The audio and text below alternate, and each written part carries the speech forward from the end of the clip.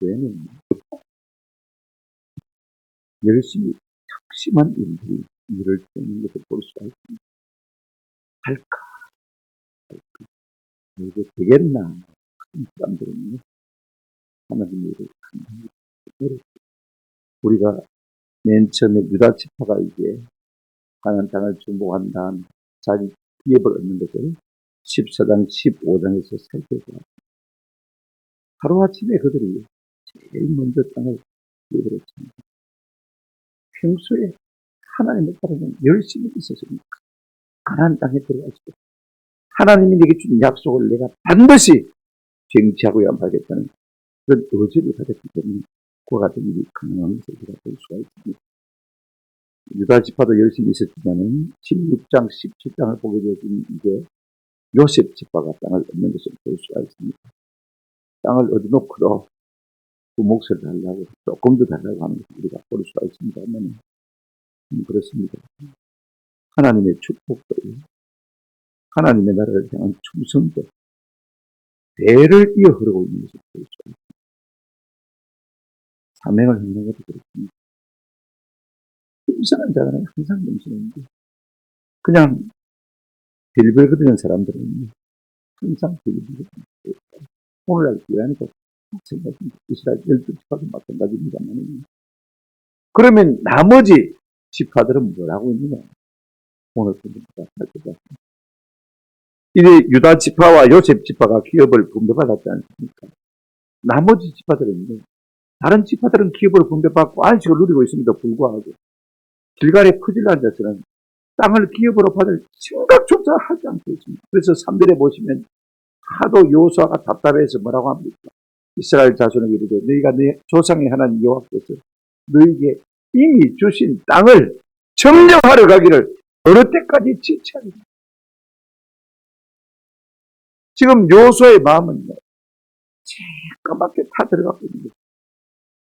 하나님이 주신데도 불구하고 가서 얻어서 누리려고 하지 않는 것입니다. 저도 못 먹고 있는 것입니다. 그러니까 이제 베냐민 지파가 조금 내성되는 것을 볼 수가 있습니다. 거의 7년 동안의 가나안 정복 전쟁을 마치고 이제는 좀 쉬었으면 좋겠다. 사람들의 마음이 다 그런 상태인 것을 볼 수가 있습니다. 우리가 코로나 한 2년 반 지나고 나니까 이제는 막 교회 일을 못할 것 같아요. 다들 그런 사람들입니다. 그 열심을 냈다가는 죽을 겁니다. 그래서 막 우리 교회뿐만 아니라 다른 교회들도 다 아무도 그냥 나와서 옛날처럼 그렇게 열심히 하려고 한다는 사실을 제가 많이 확인을 했습니다. 이제 나머지 기업들도 나머지 지파들도 기업을 얻어야 되는데 여호수아가 가만히 있으면 안 되겠다는 생각이 듭니다. 그래서 그들을 채권합니다. 그래 베냐민이 조금 열심을 내서 그들의 땅을 취하는 것이 오늘 18장에 나오는 내용입니다. 그 전에 여호수아가 이 성막을 갖다가 실로에서 세우는 모습을 볼 수가 있습니다. 그리고 이제 구체적으로 이스라엘 백성들 나머지 지파들에게 빨리 가서 땅을 보고 지도를 그려 와가지고 7분해가지고 그걸 제비뽑아 나누자 그렇게 말하고 있습니다. 먼저 오늘 보면 1절에 한번 보시기를 바랍니다. 이스라엘 자손의 온 회중이 실로에 모여서 거기서 회막을 세웠으며 그 땅은 그들 앞에서 돌아와 정복되었더라. 아직도 7지파가 땅을 정복하지 않고 있음에도 불구하고 이제 여호수아와 이스라엘 백성들이 실로에 모여서 거기에서 회막을 세웠다 이렇게 말하고 있는 것을 볼 수가 있습니다. 여러분 회막은 흔히 다른 말로 성막이다, 정구의 장막이다, 여호와의 장막이다 이렇게 이름하고 있는 것을 볼 수가 있습니다. 성경에 보면 성막이라는 말이 구약 성경 전체로는 많이 쓰인 것 같아요. 아니 회막이라는 말이 많이 쓰인 것 같아요. 근데 출애굽기에서는 적어도 회막이라는 말이 많이 쓰인 것을 볼 수가 있어요. 중요한 건 아닙니다만요. 그러면 성막은 뭐고 회막은 뭐냐? 제가 가만히 깊이 생각해보니까 읽고 또 이거 연구를 해보니까 성막은 이 성막 울타리까지 전체를 의미할 때 성막이라는 말을 많이 썼고 회막이라는 말은 성소와 지성소만을 구분해서 말하고자 할 때 이 회막이라는 말을 써서 볼 수가 있고 그러니까 성막은 조금 더 큰 용어이고 회막은 조금 더 좁은 개념의 용어인 것을 우리가 볼 수가 있습니다. 자, 오늘 본문을 보시면요. 그 회막은 무엇 때문에 존재하느냐 하는 것입니다. 출애굽기 25장 8절에 보게 되어지면 화면 준비가 안 되어 있을 거예요. 출애굽기 25장 8절 한번 보실게요. 같이 한번 읽어보시다. 시작. 내가 그들 중에 그할 성소를 그들이 나를 위하여 짓되 그랬습니다. 회막이 뭐하는 곳이냐? 하나님이 그들 중에 그할 뭐라고요? 거룩한 장소다. 이스라엘 백성들이 그곳에 나와서 하나님을 만날 수 있는 유일한 장소로 하나님께서 거기에 임재하시고 만날 수 있는 장소로 이제 이 성막 혹은 회막을 만들게 하실 것을 볼 수 있습니다. 우리가 출애굽기서를 통해서 지금 26장을 공부하고 있습니다만 하나님께서 성막을 지으라고 하신 말씀을 살펴보고 있습니다. 하나님이 그곳에 임재하시고 자기 백성을 만나주시고 그곳에서 말씀하시기 위해서 회막을 지어라 그렇게 말하는 것을 우리가 볼 수가 있습니다. 그러면 이 회막이 실로에서 세워지는데 말입니다. 그 전까지는 이스라엘 백성들이 지금 가나안 땅을 정복 전쟁하면서 본부로 두고 있던 길갈에 있었습니다. 임시로 있었습니다. 그런데 이제 가나안 땅이 정복되어지면서 이스라엘 가나안 땅 전역에서 가장 중심된 부분으로 옮겨가야 되는 거죠. 그것이 바로 실로입니다. 그 실로의 위치는 어디냐? 항상 찾을 수 있으면 한번 찾아봐 주기를 바랍니다만은 에브라임 지파가 받은 땅이 이 속에 이제 실로라는 곳이 위치하고 있는 것을 볼 수가 있습니다. 여러분 예루살렘 조금 밑에 보시면 베델이 있고요. 예루살렘 조금 이쪽으로 보시면 세겜이 있는 것을 볼 수가 있습니다. 그 베델과 세겜 사이에 실로가 위치하고 있는 것을 볼 수가 있습니다. 에브라임 지파 받은 땅을 한번 보실까요? 먼저 한번 가르쳐 주시기 바랍니다.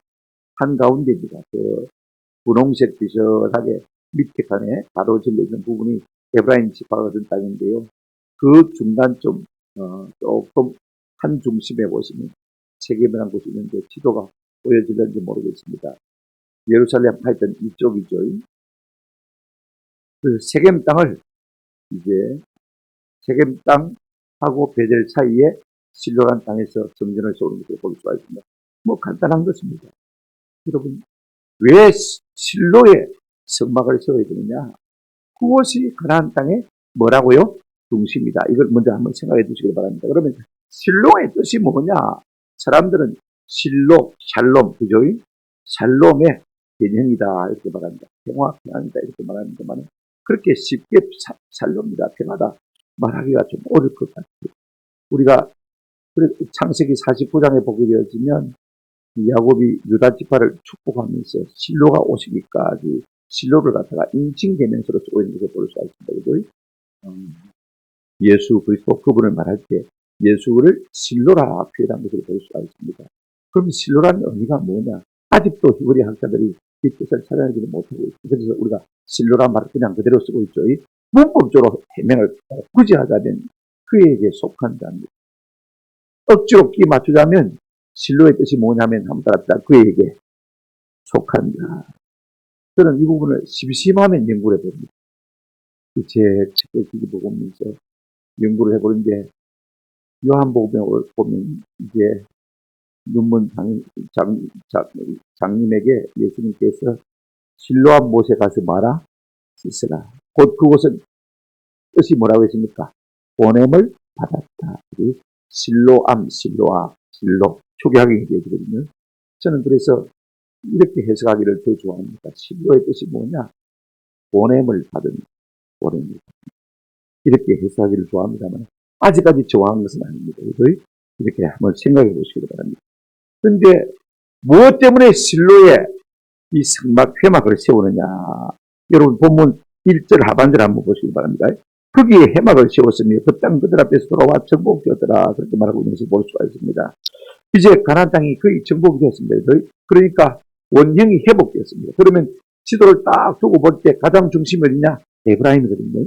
에브라임 땅인데 그 에브라임 땅에 그래도 교통의 역중지가 어디냐라고 따져볼 때 실로였습니다. 그러니까 동서남북 사방에서 이스라엘 백성들이 절기 때마다 와서 하나님께 나와 예물을 가지고 예배하기가 가장 쉬운 곳이 어디냐? 실로다. 그 말입니다. 그럼 이 의미는 간단하죠. 하나님은요, 누구나가 언제 어디에서든지 하나님께 나와서 예배하기를 원하는 예배하기에 가장 편한 장소에 성소를 세우시는 것을 볼 수가 있습니다. 또 하나는 보시기를 바랍니다. 2절에 보면 약간의 힌트가 나와 있어요. 그러나 이스라엘 자손 중에 그 기업을 분배받지 못한 자가 아직도 7지파라. 가나안 땅이 전체가 정복되긴 했지만은 아직도 기업을 받지 못한 나머지 무슨 지파가 있다고요? 7지파가 있단 말입니다. 이제 남쪽하고 중부 지방은 다 받았어요. 북쪽 이제 땅을 갖다가 기업으로 받아야 되는데 이 사람들이 받을 생각도 안 하고 있는 것을 볼 수가 있습니다. 그러니까 어떻게 합니까? 먼저 성막을 갖다가 딱 중부 지방에 딱 가서 꽂아버립니다. 나머지 북부 지방의 땅을 빨리 너희가 가서 기업으로 받아오라. 그들에게 도전을 주기 위함인 것을 볼 수가 있습니다. 이렇게 깃대를 딱 꽂아버리면 나머지 7 이스라엘 지파들도 나아가서 열심으로 정복을 하지 않겠냐. 그런 기대를 가지고 아마 그렇게 한 것으로 우리가 상상해 볼 수가 있습니다. 그러므로 우리가 결론적인 이야기는 이렇습니다. 해막을 옮긴 이유가 뭐냐? 한 중심에, 그죠? 가나안 땅 가장 중심에 이스라엘 백성들이 누구나 어디서나 와서 하나님을 예배할 수 하기 위해서 이제 실로 한 중앙에다가 성막을 세웁니다. 해막을 세우는데 여러분 이것이 우리에게 주는 의미가 무엇입니까? 신명기 12장 11절에 보시면 이렇게 말하고 있습니다. 신명기 12장 11절 너희는 너희 하나님 여호와께서 자기 이름을 두시려고 택하실 그곳으로 내가 명령하는 것을 모두 가지고 갈지니 곧 너희의 번제와 너희의 희생과 너희의 11조와 너희의 손의 거제와 너희가 여호와께 서운하는 모든 아름다운 선물을 하고요 가지고 지금처럼 카드 하나 들고 가면 끝나는 게 아닙니다. 그죠? 소나 양이나 그 다음에 곡물, 생물 같은 거 다 하나님 앞에 선물로 드리려면요 다 끌고 가고 수레에 싣고 가고 지고 이고 가야 됩니다. 그죠?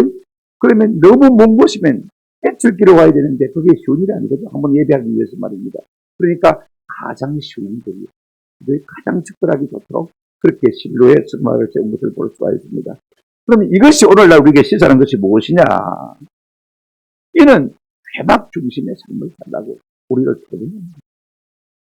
이스라엘 백성들이 광야 생활할 때도요 아무데나 진청을 다닙니다. 회막을 딱 세우게 되면 동서남북 사방으로 세 지파씩 동서남북 그러니까 12지파가 되죠. 그렇게 해서 진을 치고 그 다음에 여러분 중요한 것은요 텐트에 문을 낼 때도 항상 성막 쪽으로 해서 문을 냅니다. 사방으로 진을 쳐 있는데 문을 어느 쪽에 내느냐? 어느 쪽에요? 성막이 있는 한 곳, 한 중심을 중앙에다가 향해서 문을 내는 것을 볼 수가 있습니다. 우리가 이런 점들을 생각해 보면 어떤 생각을 하게 되냐면 우리 성도가 살기에 가장 좋은 집은 아무래도 너가 가까운 곳이다. 제가 출석하고 있는 교회가 그런 먼저 유다 지파가 제일 남쪽 땅을 얻고 그 다음에 중부 지역을 누가 얻었습니까? 요셉 지파, 므낫세와 에브라임 지파가 얻었습니다. 그리고 나서는 딱 중앙에다가 뭐부터 세웁니까? 해막부터 세웁니다. 구약 성경에 가장 많은 복을 받은 지파가 누구냐면 유다 지파, 요셉 지파죠. 가장 저주받은 지파는요, 시간이 갈수록 자꾸 허물어져 가는데 단 지파와 시몬 지파입니다. 이거 이야기를 하려면 끝이 없고요. 우리가 모세의 그 축복에도 신명기 33장에 보면 시몬 지파에 대한 축복이 빠져있는 것을 우리가 볼 수가 있습니다. 단 지파도요, 이 실로 가까이 땅을 분배받았습니다만 그 땅을 마음에 들지 않고 저 내센 땅으로 가버렸습니다. 이스라엘 북쪽으로 가버렸습니다. 그리고는 점점 멀어져 가도 나중에는 없어져 버렸습니다. 요한계시록에는 단 지파 이름도 안 나옵니다. 결국은 이제 하나님의 전을 하나님이 복을 주셨음에도 불구하고 멀리하고 떠나갔다가 이제는 유명무실한 존재가 되어버리고 만 것을 우리가 볼 수가 있습니다. 그렇다고 해서 우리 집이 교회하고 멀리 있다고 해서 저주받은 것은 아닙니다. 그렇게 생각하지 말고 우리가 한번 좀 개념적으로 한번 생각해 봤으면 좋겠습니다. 에브라임 지파가 복을 받았다고 말할 수 있는 것은요. 그 에브라임 지파의 영적인 실로에 뭐가 씌워졌습니까? 성전이 씌워졌다. 그러니까 제일 출입하기가 뭡니까? 좋다 이 말입니다. 그러니까 하나님의 성전에 한번 가도 들어가겠죠. 그들? 성도의 집은 학구는 아닙니다. 직장 가까운 그런 거 아닙니다. 그들? 제일 우선적으로 내가 출석하는 교회와 어디가 가까우냐. 어디가 갖고 있냐. 이게 가장 중요한 것입니다. 왜냐하면 다른 것은 몰라도요. 우리가 은혜에서 한번 떨어지게 되면 회복하기가 쉽지 않습니다. 은혜의 맛을 한번 보고요. 자꾸 미끄러지다 가면 회복하기가 참 쉽지 않습니다. 그래서 우리가 늘 성막금 지는 삶, 기도 성리 사는 것이 참 중요합니다. 이 회막을 세운 다음에 이제 여호수아가 3절에 보면 이스라엘 백성은 어떻게 도전합니까? 여호수아가 이스라엘 자손에게 이르되 너희가 너희 조상의 하나님 여호와께서 너희에게 준 땅을 점령하려 하기를 어느 때까지 지체하겠느냐. 지금 유다 지파와 요셉 지파는요 이미 땅을 정복해서 하나님이 준 기업에서 안식하고 있습니다. 옛날부터 열심히 있었던 지파들은 지금도 열심히 있습니다. 그런데 그때도 열심히 없었던 사람은요 지금도 열심히 없는 것을 볼 수가 있습니다. 왜 게으름을 부리고 앉았느냐? 지체한다는 말은 왜 게으름을 부리고 앉았느냐? 이 말로 번역하는 것이 원문에 더 가까울 것 같아요. 그들은 지금 몸과 마음이 느슨해져 있는 것을 볼 수가 있습니다. 여러분, 하나님의 일에 지체하는 사람은요, 몸과 마음이 좀 엉뚱한 게 다른 데가 있는 것이 사실 아니겠습니까?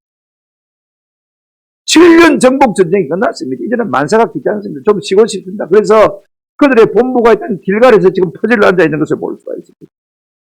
이런 사람들은요, 하나님의 복을 받지 못하는 대표적인 부류의 사람인 것을 볼 수가 있습니다. 왜 그러냐? 하나님의 열심히 되지 않기 때문에 내가 조금 피곤하다고 힘들어. 우리가 잠언 19장 24절에 보게 되어지면 게으른 자는 자기의 손을 그릇에 넣고 입으로 올리기를 뭐 한다고요? 괴로워합니다. 주도 안 먹는다 그 말입니다. 떠먹기도 귀찮아요. 이것이 참 답답한 모습이에요. 지도자 여호수아가 보기에는요. 주도 못 먹고 있으니까 말입니다. 얼마나 답답하겠습니까? 좀 더 하나님께 매달립니다. 하나님 중심으로 붙어면 뭔가를 할 수 있음에도 불구하고 하지 않고 있더라는 것입니다. 우리 모두가 좀 하나님이 우리에게 주는 것에 대해서 나도 좀 바꿔두었으면 좋겠습니다. 신령한 것에 대한 욕심이 우리 가운데 있기를 주님의 이름으로 축원합니다. 두 번째로 여호수아는 나머지 지파들이 속히 지도를 그려서 제비 뽑아 땅을 분배하자고 재촉하는 것을 볼 수가 있습니다. 3절에 너희가 어느 때까지 지체하겠느냐고 그랬죠. 그래서 4절에부터 6절까지는 구체적으로 뭐라고 명령하고 있습니까? 4절 한번 보십시오. 너희가 각 지파에 세 사람씩 선정하라. 이제 7지파가 아직 땅을 정복하지 않고 있으니까 그죠? 한 지파에 3명씩이면 3, 7, 21명을 선정해가지고 내가 그들을 보내리니 그들은 일어나서 그 땅에 두루 다니며 그들의 기업에 따라 그 땅을 그려가지고 내게로 돌아올 것이다. 이제 너희가 땅을 밟아보고 그 다음에 그 지도를 그려가지고 7부분으로 내게 나누어 가져갑니다. 5절 보십시오. 그들이 그 땅을 7부분으로 나누되 유다는 남쪽 자기 지역에 있고 요셉은 족속은 북쪽에 있는 그들의 지역에 있으니 남쪽하고 중부 지역은 이미 유다 지파하고 요셉 지파 다 받아갔으니까 이제 북부 쪽에 있는 땅을 중심으로 그려가지고 7부분으로 나누어라 그 말입니다. 6절 보십시오. 그 땅을 7부분으로 그래서 이곳 4개로 가져오라. 그러면 내가 여기서 너희를 위하여 우리 하나님 여호와 앞에서 뭘 뽑으리라? 제비를 뽑으리라 라고 말하고 있는 것을 볼 수가 있습니다. 첫째 명령이 뭐냐면 두 가지인데 두루 다녀서 지도를 그려오라고 했습니다. 3명씩 한 지파에서 21명이 가서 이제 그려오는 것입니다. 그러면 내가 여기 실로 여호와 앞에서 너희를 위하여 뭐 하겠다? 제비 뽑겠다. 그래서 그들이 그대로 순종합니다. 9절 보십시오.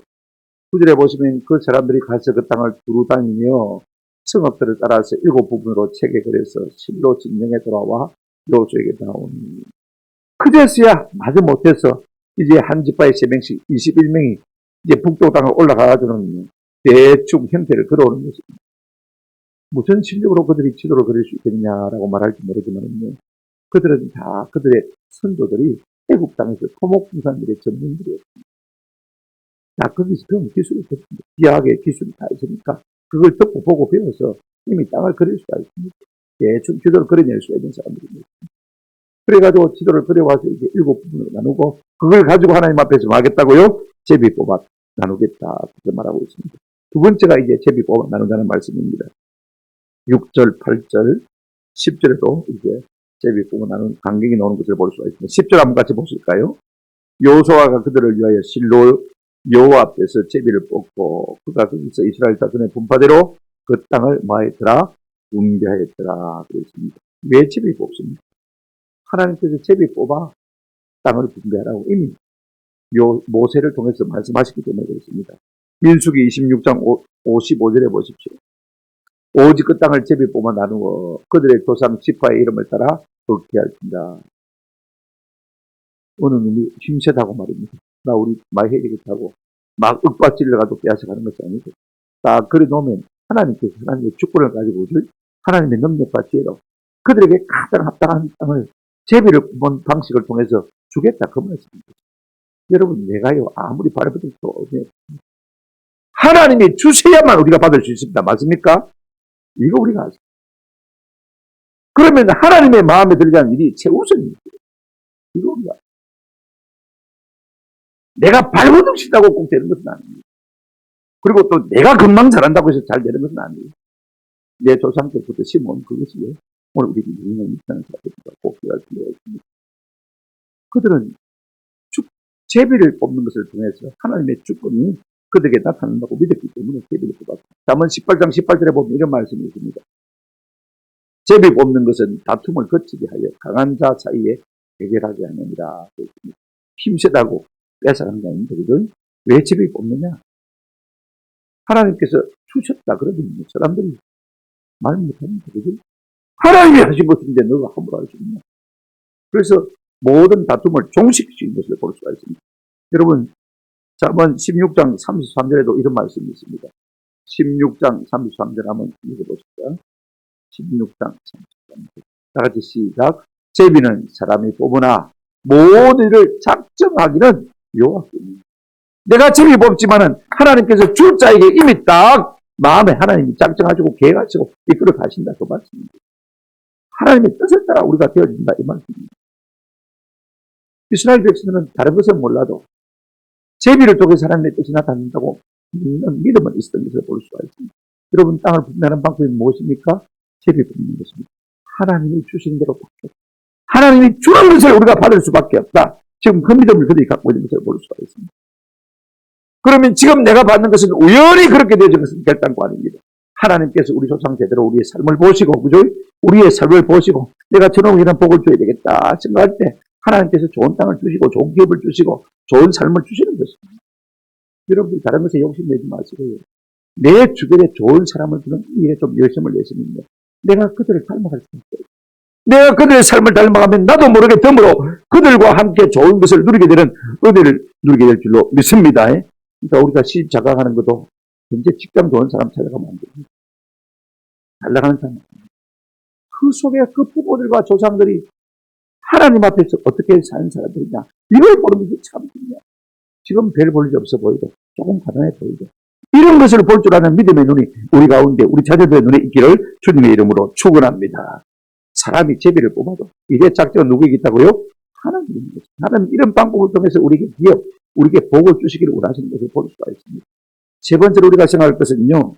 이제 베냐민 지파가 땅을 이제 제비 뽑아서 기업으로 받습니다만은요. 그걸로 끝나는 게 아닙니다. 다시 또 이제 가족대로 또 제비를 뽑아가지고 이제 누구 가면 딱 정해가지고 제비 뽑아서 또 가족대로 이렇게 제비 뽑아서 땅을 분배하는 모습을 볼 수가 있습니다. 이거 제가 끝까지 하려면 시간이 없고 11절 한번 보시길 바랍니다. 먼저 베냐민 지파가 이제 땅을 받았는데요. 경계를 한번 보십시오. 11절 우리 다 같이 읽겠습니다. 시작.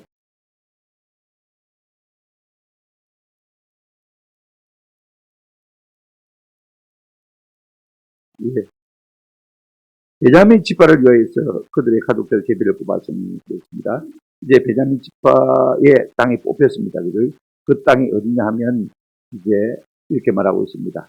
그 제비 뽑은 땅의 경계는 유다 자손과 요셉 자손의 무엇이라? 중간이라. 지금 이미 요셉과 그 다음에 유다 지파는 맨 먼저 그죠? 유다는 제일 남쪽의 땅을 받았습니다. 그죠? 그 다음에 이제 에브라임하고 므낫세, 요셉 두 지파는요 이 가나안 땅의 중간 땅을 선물로 받았습니다. 이미 기업을 받았습니다. 그러니까 남부 지방하고 지금 중부 지방은 이미 요셉 지파와 그 다음에 유다 지파가 다 받아 누리고 있습니다. 그런데 참 하나님이 하시는 일이 아니에요. 이 베냐민 지파에게 어디를 주고 있습니까? 여러분 한번 보십시오. 저 남쪽에 보시면 이미 유다 지파가 다 받았습니다. 청색으로 되어 있는 부분이죠. 그 다음에 저 주황색으로 되어 있는 부분 있죠. 그 부분은 이제 에브라임하고 므낫세 지파가 받은 땅입니다. 그 사이에 조그마한 틈바구니, 이게 사이가 있죠. 사이 위쪽으로부터 해서 분홍색 동그라미 쳐져 있죠. 그죠? 보입니까? 분홍색. 예, 그 중간에 틈바구니 사이. 유다 지파하고, 그죠? 그 다음에 요셉 지파하고 이미 그 땅을 얻었는데 그 중간에 틈바구니 사이에 분홍색으로 약간 끊은 그 부분을 그들 지금 얻고 있는 것을 우리가 볼 수가 있습니다. 오른쪽 분홍색이 아닙니다. 왼쪽 분홍색이 아닙니다. 그 밑에 보시면 주황색이 맞네요. 주황색 이 색깔이 좀 애매합니다. 하여튼 그 갈릴리 호수 제일 끝쪽에 왼쪽으로 오른쪽까지 이렇게 쭉 뻗어서 그 중간쯤에 있는 땅입니다. 예, 저게 이제 좀 선명해 보이네요. 예, 지금 저 붉은 바탕에 화면이 바로 이게 베냐민 지파가 얻은 땅입니다. 사해에서부터 시작해서 또 이제 쭉 지중해 쪽으로 뻗어나가는 장면이죠. 하여튼 중간에 있다. 다른 것은 여러분 기억 못해도 제일 밑에 남쪽에 유다 지파하고 그 다음에 중부 지역에 누구요? 여기 요셉 지파하고 그들이 얻은 땅 사이에 중간에 딱 끝처럼 차지하고 있는 부분이 베냐민 지파가 가진 땅이다. 우리가 13절에 보시면 그들이 받은 땅의 경계가 조금 우리가 알만한 단어가 하나 나와요. 보실까요? 또 그들의 경계가 거기서부터 누스로 나아가서 누스 남쪽에 일어나니 누스는 여러분 들어봤죠? 누스는 곧 무엇입니까? 베델. 그죠? 이제 야곱이 형을 피해서 도망가다가 베델에서 잠을 자고 꿈을 꾸지 않습니까? 그죠? 그곳이 베델입니다. 예루살렘과 가까운 곳이죠. 이곳이 누가 얻은 땅이라고요? 베냐민 지파가 얻은 땅이다. 우리가 사사기에 보면 베델의 땅이 이제 베냐민 지파의 땅인 것을 알 수가 있습니다. 그 다음에 쭉 한번 넘어가 보시길 바랍니다. 16절에 보시면 여바임 북쪽 흰놈의 아들 골짜기 앞에 있는 산 끝으로 내려가고 그러 있습니다. 흰놈의 골짜기는 어디 있습니까? 예루살렘에 있거든, 그죠?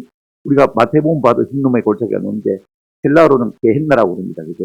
항상 쓰레기를 태우는 쓰레기 소각장하고 비슷한 곳인데 예루살렘 끄트머리에 있습니다. 낭떠러지 있는데 이것도 누구 지파의 땅이라고요? 이제 베냐민 지파의 땅인 것으로 볼 수가 있습니다. 28절 한번 보시기 바랍니다. 셀라와 엘랍 여부스 곧 예루살렘과 기부아까 길하시니 14성읍이요 그 말들이라. 이는 베냐민 자손이 그들의 가족대로 받은 기업이라라고 말합니다. 이게 중요한 것은요. 예루살렘과 이르겠습니다. 예루살렘은 유다 지파가 받았습니다. 예루살렘 전체가 아니고 서남쪽에 있는 산기슭 부분만 이제 베냐민 지파의 땅에 해당되는 것을 볼 수가 있습니다. 나중에 이제 남북, 이제 남이스라엘, 북이스라엘 갈릴 때 가장 예루살렘 가까이 되니까 유다 지파하고 베냐민 지파 두 지파만 뭐가 됩니까? 유다 민족이 되어지고 나머지 지파 12지파는 다 북이스라엘이라는 것을 우리가 잘 알고 있지 않습니까? 그러니까 우리가 15장 8절도 보면 하나님께서 유다 지파 땅을 주실 때 예루살렘을 주시다고 했거든요. 근데 예루살렘 가운데 남서쪽 기슭은 누가 받았다고요? 베냐민이 받았다. 그러니까 굉장히 예루살렘과 가까운 땅입니다. 자, 여러분 보십시오. 다시 제가 말씀드립니다. 정리하면요. 이 베냐민 지파는 그래도 실로 성막이 가까운 곳에 에브라임 지파가 있는 가까운 곳에 땅을 얻었습니다. 그런데 차츰 베냐민 지파가 더 복을 받는 것을 볼 수 있는데요. 나중에 성전이 어디로 옮겨집니까? 성막이. 여러분 시온산으로 옮겨지지 않습니까? 다윗성으로 옮겨지거든요. 예루살렘 동서쪽 아닙니까? 그죠? 동북쪽 아닙니까? 그곳이 옮겨지거든요. 그러니까 지금요, 이 베냐민 지파는 나중에는 예루살렘 성전이 그렇게 옮겨지니까 훨씬 더 가까이 되는 것을 볼 수가 있습니다. 신명기 32장 12절 한번 보시기 바랍니다. 신명기 32장 12절에 보시면 모세가 이제 이스라엘 12지파를 축복하는데 이렇게 축복하고 있습니다. 베냐민에 대해서 뭐라고 축복하냐면 같이 한번 읽어보시겠습니다. 시작. 베냐민에 대하여는 일러서되 여호와의 사랑을 입은 자는 그 곁에 안전히 살리로다. 여호와께서 그를 날이 미치도록 도와하시고 그를 자기 어깨 사이에 있게 하시리라. 베냐민을 보시고 여호와의 사랑을 입은 자라고 했습니다. 그러면서 그 곁에 뭐하게 살 것이다? 안전하게 살 것이다. 여러분, 하나님의 복을 받은 사람은요, 성전 곁에서 안전하게 사는 복을 누릴 수 있습니다. 아멘. 여러분, 우리가 뭐 짜다리 있는 학군 좋은데 뭐 대개발 가까운 그런 곳에 우리가 사는 것이 아니라 하나님의 성전 가까이 사는 것이 하나님의 사랑을 입은 자들의 모습인 것을 볼 수가 있습니다. 이걸 우리가 기억할 필요가 있습니다. 또 하나 제가 여러분에게 말씀드리고 싶은 것은요, 이제 베냐민 지파가 그 땅을 얻었지 않습니까? 그 얻은 땅을 가족대로 다시 나눈 것을 볼 수가 있습니다. 우리가 본문을 보시면 20절, 21절, 28절에 보시면 가족대로 지파대로가 아니고 가족대로란 말이 나온 것을 볼 수가 있습니다. 그 다음에 19장에 우리가 다음 살펴보겠습니다만은요, 19장에는 가족대로라는 말이 12번이나 나온 것을 볼 수가 있습니다. 가족대로. 하나님은요, 또 그 지파 가운데서 가문대로, 그죠? 가문을 따라서 기업을 주시는데 약속대로 주실 뿐 아니라 중요한 것은요, 그들이 일한 대로 갚아주는 것입니다. 하나님의 최소 기본 단위는 참 살아쉽다 가정입니다. 하나님 앞에 복을 받은 자들은 가문별로, 가정대로, 그죠? 가족대로 하나님 앞에 복을 받는 것을 볼 수가 있습니다. 아마 단이나 저 시몬 지파는 이상한 데 뽑아서 그것이 힘들었습니다. 그들이 광야에서 40년 동안 어떻게 살았느냐. 이것이요, 앞으로 지금 가나안 땅에서 그들이 1000년을 어떻게 살 것인가를 사고하는 것을 보겠습니다. 여러분, 이게 우리가 교회 생활 40년, 50년, 60년, 올해 어릴 때부터 못해서 신앙생활 하시는 분들은 70년, 80년, 90년도 열심히 있습니다만, 이 교회 생활 40년, 50년, 60년, 70년, 80년, 우리의 남은 1000년의 세월을 사고 간다는 사실이 있기만 했습니다. 무슨 말이냐면, 우리가 교회 생활 함부로 해서는 안 된다는 거예요. 이것이 하나님 앞에서 복받을 근거가 같습니다. 하나님께서 이와 같은 삶을 보시고 우리 자자손손 대대로 하나님께서 은혜를 주십니다. 그 자자손손이 잘해서 복을 받는 것이 아니라 내가 씌워놓은 그것을 우리의 자자손손이 받아들인다는 거예요. 여러분, 내가 자자손손을 사랑한다는 의미는 내가 하나님 앞에 살 수 있는 것이 무엇이겠습니까? 말씀대로 살아.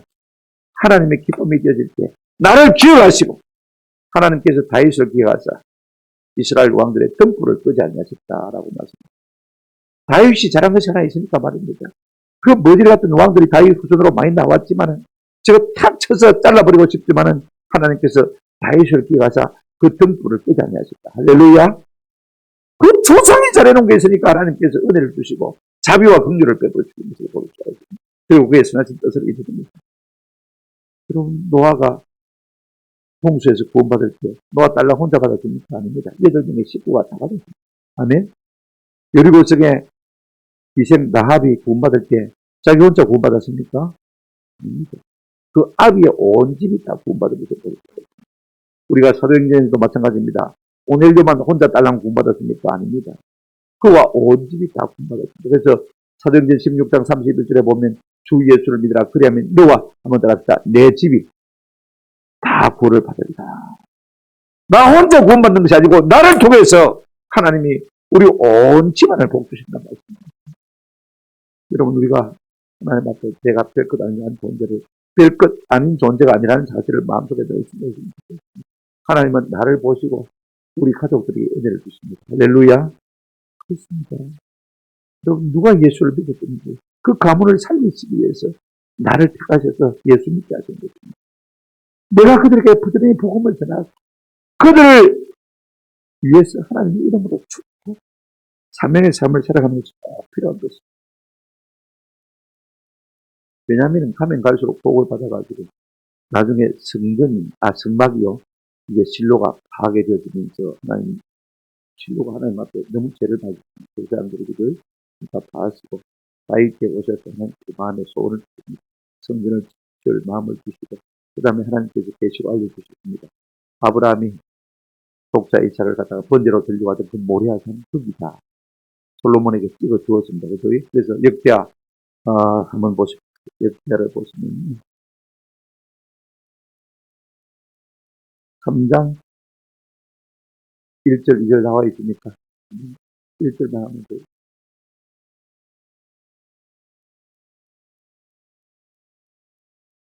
없습니까? 솔로몬이 성전을 지을 때 어디 짓습니까? 아버지 다윗이 하나님께 받아서 말씀해 준 그대로 그죠?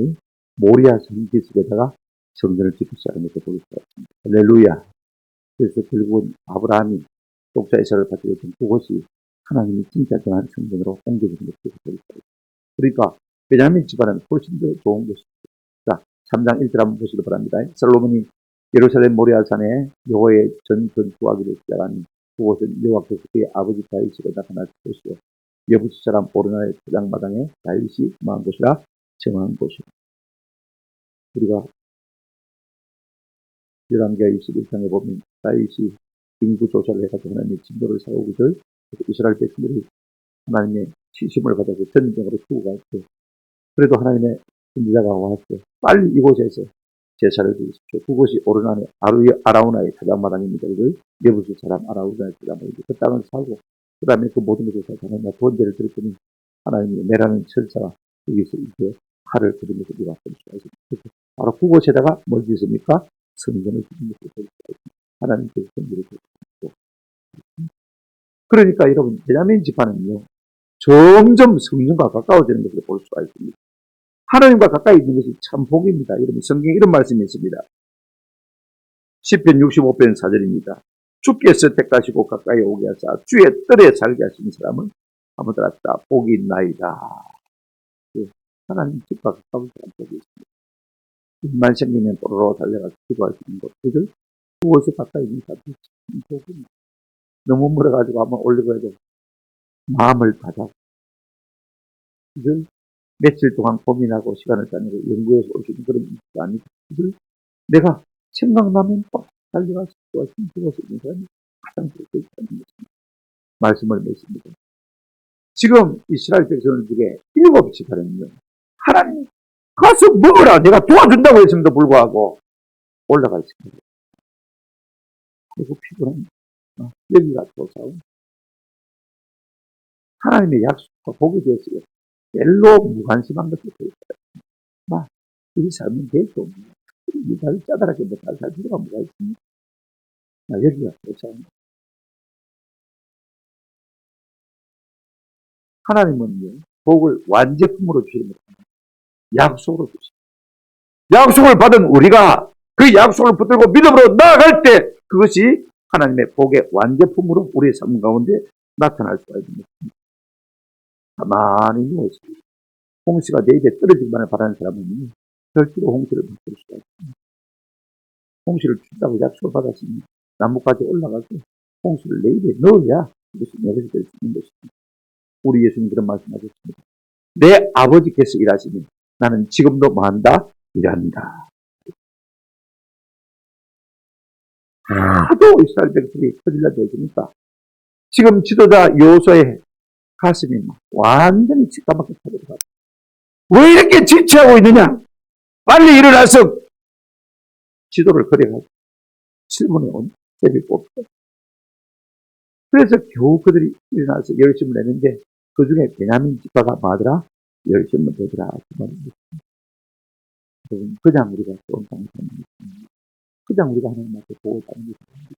약속을 믿고 애쓰고 힘쓰는 자가 하나님의 복을 받아 누릴 줄로 믿습니다. 인생의 제일 가는 복이 뭐냐? 여호와의 집에 가까이 하는 것입니다. 시편 27편 4절 5절에 읽고 마치도록 하겠습니다. 내가 여호와께 바라는 한 가지 일 그것을 구하리니 곧 내가 내 평생에 여호와의 집에 살면서 여호와의 아름다움을 바라보며 그의 성전에서 사모하는 그것이다. 여호와께서 환난 날에 나를 그의 초막 속에 비밀히 지키시고 그의 장막 은밀한 곳에 나를 숨기시니 높은 바위 위에 두시기도다. 할렐루야. 우리가 여호와의 장막에 가게 되었습니다.